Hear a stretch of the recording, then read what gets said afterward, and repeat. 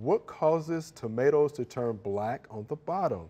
This is Sandra from Piedmont, North Carolina.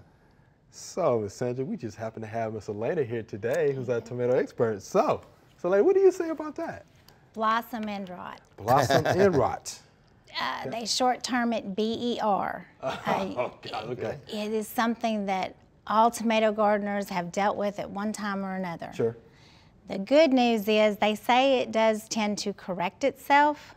The plants do adapt. Mm-hmm. That's the good news, but we want to get all the fruit, not lose a good part of it to the BER. Sure. The textbook answer is calcium deficiency. Mm-hmm.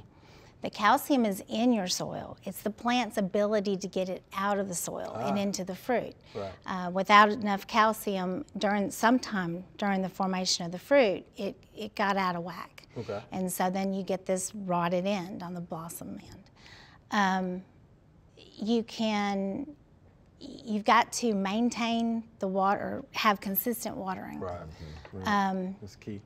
I mulch to try to tide me over to the next time. That's good. That keeps it more consistent for a longer term. Like that? I water every day.